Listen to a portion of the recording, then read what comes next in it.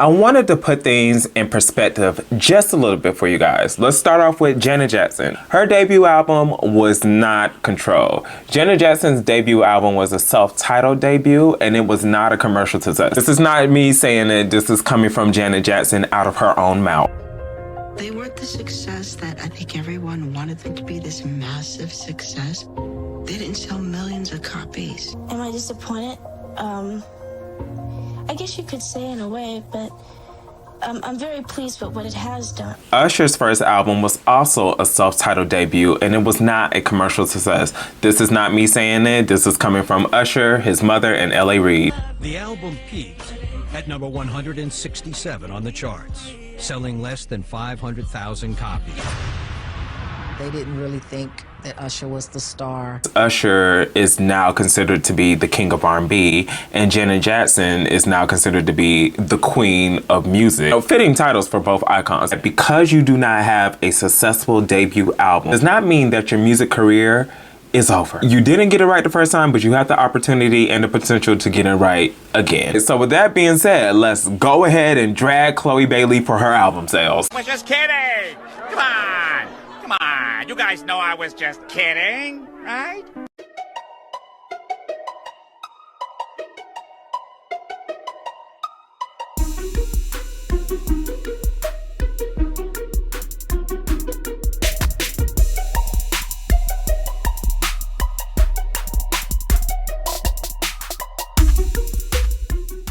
Chloe Bailey's debut album was released on March 31st, 2023. I wanted to wait to give this album review for 3 specific reasons. 1, I wanted to see how it would perform commercially. 2, I wanted to see how the general public, aka Black Twitter, was going to react to the album. And 3, for me, I need to listen to an album more than 5 times in order to give an authentic album review. I understand that a lot of people will only listen to the album once and they do reaction videos so they can capture the natural, honest, authentic reaction of hearing the music for the first time. But to give an album review, you know, sometimes listening to an album one time, you don't get it. So for this album, I listened to it probably like a good 4 or 5 times just to make sure that I'm getting every single thing that Chloe Bailey is trying to convey with her album. So as you know, In Pieces was not a commercial success. Chloe made her debut solo appearance on the Billboard 200 albums chart at number 119 with In Pieces, and it only sold a total of 10,000 units. Out of all the solo music that Chloe Bailey has released, she's only charted 2 times on the Billboard Hot 100. That was Have Mercy, and that peaked at number 28, and then Treat Me, and that peaked at number 81. So the question remains, what's going on? Now, it's very interesting with the fans. They're pointing the fingers at a lot of people. They're upset that this album did not do well as anticipated. The issue is you guys slapped this title of the next Beyonce on Chloe, and because Chloe Bailey did not live up to the hype,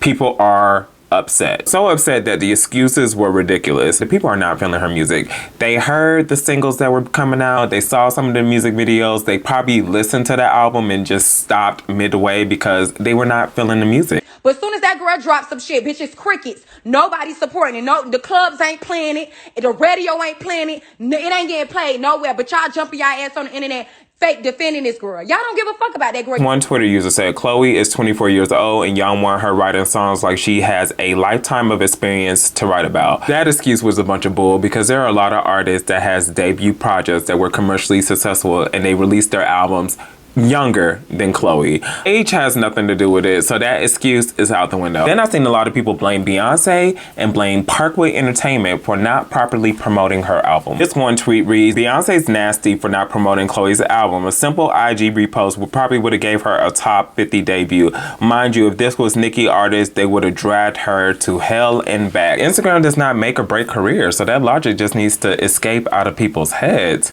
And then on top of that, Beyonce doesn't even promote her own music. This last album, Renaissance, she just put the music out. She didn't give any type of performances. She didn't put out any music videos. She just put the album out and popped up at the Grammys. Beyonce don't even promote her own music. And then second off, Parkway Entertainment has Chloe Bailey booked and visible everywhere. Chloe Bailey has two major acting roles. She has a reoccurring role on the show Swarm that streams on Amazon Prime. Plus she has a movie on Peacock called Praise This, and she's playing the protagonist characters. Chloe Bailey has a whole Pepsi endorsement deal. Chloe Bailey has performed at damn near every single award show, the BET Awards, VMAs, American Music Awards, the Billboard Awards. Chloe Bailey has been on damn near every single major talk show and radio show. Jimmy Kimmel, Jimmy Fallon, Drew Barrymore Show, Tamron Hall, Good Morning America, and then she's also done a lot of radio promotion for this album. So all of that is because of Parkwood Entertainment. So they're doing their job, keeping her visible, keeping her paid, keeping her booked. Chloe Bailey has an album out. She has a movie out. She has a TV show out. She has a Pepsi endorsement. She has a good ass label. She has a good ass team. So what is the issue? Well, ladies and gentlemen, the issue is people do not like Chloe Bailey's music. Simple. That's really what it is. Well, let's get into the album. So it's 14 tracks on this album. I'm gonna go through each track minus the interludes and rank each song on a scale of 1 to 10. 10 being the best, 1 being it sucks. I gave the song a 5 out of 10. I like the vocals. I did not like the message mixed with the gospel theme of it. Like, I understand that she's going through a lot, and in order to get over her trial, she needs to pray it away, but I don't know. The lyrics just threw off the flow of the song. I think something else should have been written for a song like that, and I wasn't really feeling the video. I hate when artists try to use gospel aesthetics when they're singing secular music. That's just my personal preference. Not really a fan of Pray It Away.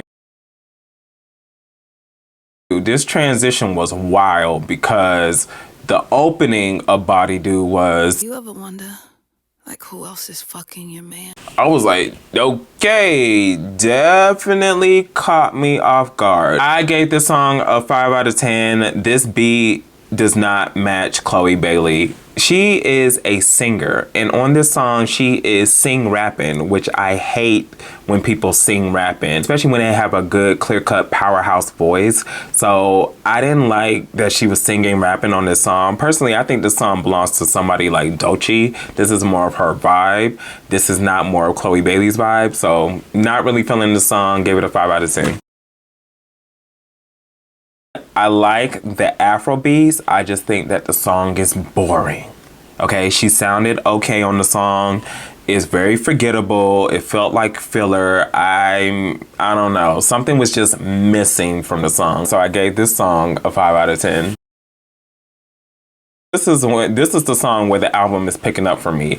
The opening was so good. It was a good vocal opening. I like that. I like the hook. Very catchy. It's an upbeat song. I gave it a 7 out of 10. It wasn't like a, oh my God, I really, really love this song. And it wasn't a bad song, but this was the song that made me like really wanted to start paying close attention into finishing the album.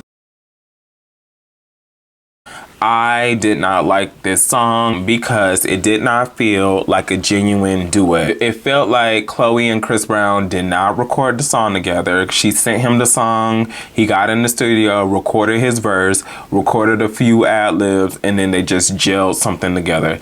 It did not feel like a genuine duet. You know, my standards of duets is like Yvonne and Keke Wyatt, My First Love, Usher and Alicia Keys, My Boo, Faith Evans and Carl Thomas, Can't Believe, or Shanti and Lloyd, Southside. You know, like both artists need to be in the studio feeding off of each other. And for this, I don't know, they kind of let me down. Chloe Bailey was stronger on the song than Chris Brown. My whole thing was, well, what was the point of Chris Brown being on the song? She could have just carried the song on her own. Listen, this song was not worth all the backlash and the hoopla. So I gave this a 7 out of 10. I did like the Usher sample. You know, I like the song. I like the song a lot. The vocals are good. I like the messaging on the song because this song right here is pretty much her clapping back at all her haters and her critics. Chloe Bailey gets a bad rap for having no sex appeal. When she tries to do things that are sexy, it comes off real cringy. Thank you all so much for loving me, and I love you right on back. There's a lot more to come. Is that or she's doing the most? And do I believe that Chloe Bailey does the most? Absolutely. Beautiful girl, she looks good, natural body, sex appeal, ain't it? So she needs to stop trying. But this song, this was her opportunity to clap back at me and other people who's been saying the same comments every time we see her come up on our timeline. So I really love Make It Look Easy. I love her vocals on the track, but I also love the orchestra in the background. It sounded beautiful. You know, I love hearing modern day artists bring the style of orchestra in their music. It's so classic and it's so nice to hear. It's a nice piece of ear candy. Made It Look Easy. I gave it an 8 out of 10. I love this song as well. Good quality R&B track. It's very smooth. It's a good vibe. I think that this should be a single, and I think that this should have been one of the singles that should have been put out to promote the album, just so they can hear Chloe Bailey in a different type of R&B style. I think this is a good radio friendly song, and I gave it an 8 out of 10. I loved it. This was a good experimental song. I like the beat. The beat is extremely catchy. The bass knocks, okay? The bass hits hard. A very, very nice instrumental. Every time I listen to the song, I visualize what the music video will actually look like. Or if she performs this song, I wonder what the choreography is actually going to look like as well. I really want them to put this song out next because I'm very interested to see what creative direction they can go with when promoting this song. And of course, Missy Elliott snapped on her verse. We stand Missy Elliott over here. Told You gets an 8 out of 10. I love a good acoustic record. It puts you in a vibe of peace. She sounds absolutely amazing on here. The song is beautiful. My only issue, this song did not need a feature. Why did she ask Future to participate on this song? I have no idea. Future could have been left off the song. She could have did this song by herself. Was not a fan of Future's verse. I think he ruined the song. So for that, I gave it a 6 out of 10. This is the last song on the album, and this right here was a good quality record, very much showcasing Chloe Bailey's vocal ability. This is the type of music that I want her to continue making, records that are showcasing her vocal ability and it sounds good on the melody, because this right here to me is the best song on the album. I gave this song a 9 out of 10. What's crazy is In Pieces is a single that they put out to promote the album, but it has not charted yet. I personally feel like the reason why it hasn't charted is because on all the talk shows that she's been on, she has not been performing this song. I need her to perform this song whenever she is booked for a TV interview so she can showcase her vocals. There was only 4 songs out of 14 that I really loved from this album. So with that being said, I'm going to give this album a 7 out of 10. Not that much replay value, only 4 good songs that I would actually download and keep in my playlist and play periodically. This album is not really memorable,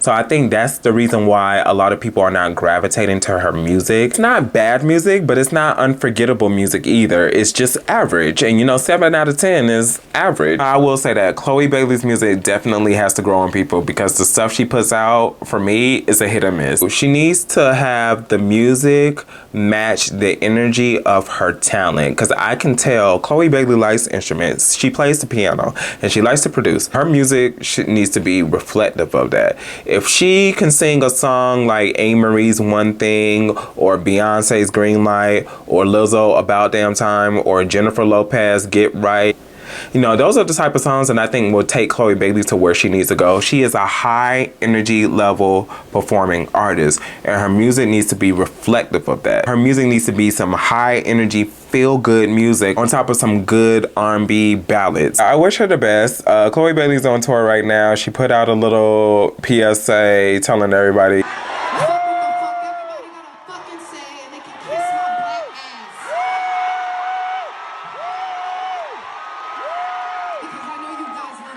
that video sounded like she rehearsed that in the bathroom, and this is like her first time cursing in front of people before. I don't know. At this point, Chloe is just Chloe. But yeah, other than that, I wish her the best. So let me know in the comments what you guys think of Chloe Bailey's album. Make sure you guys like and subscribe, and I will see you guys on the next video.